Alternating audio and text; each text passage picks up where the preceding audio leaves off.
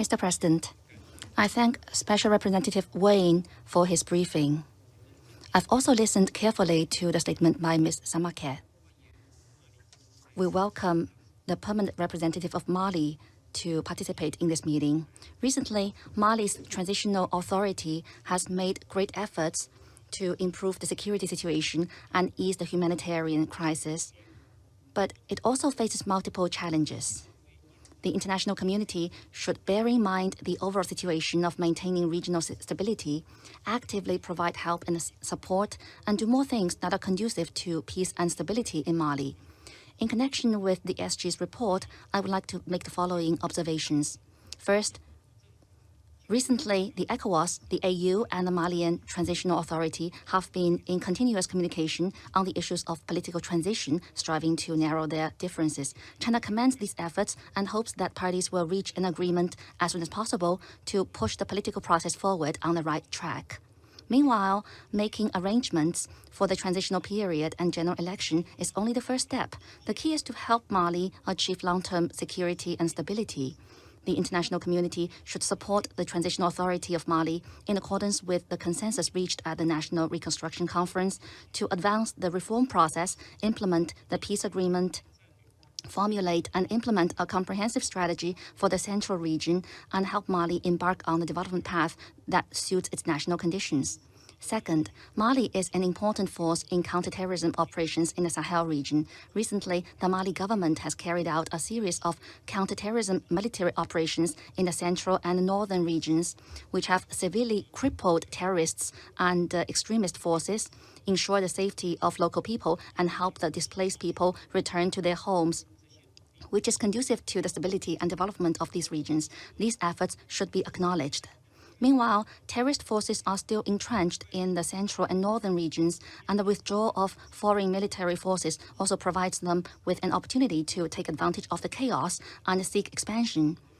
There should be no slack in the fight against terrorism.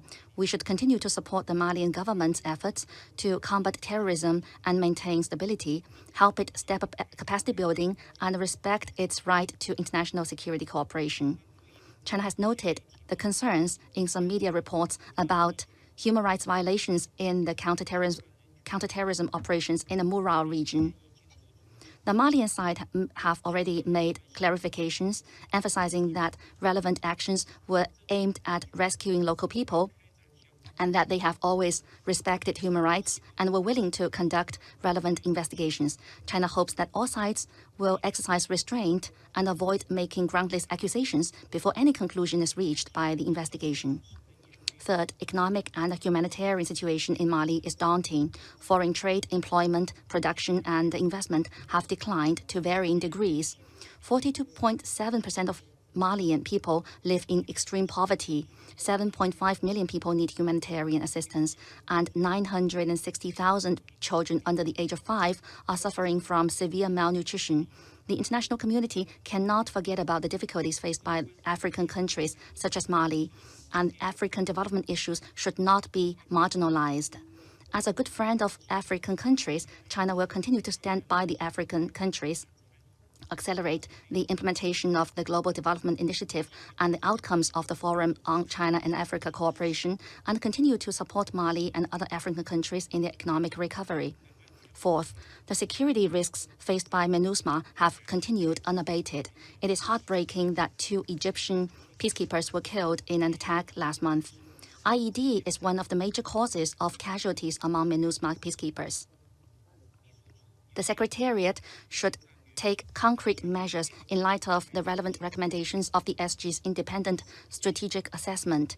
It is essential to have an in-depth assessment of the impact of the withdrawal of foreign military forces on the work of MINUSMA and to identify weak links in medical support, intelligence gathering, and security so as to ensure that MINUSMA is not affected in the implementation of its mandate and to ensure the safety of peacekeepers.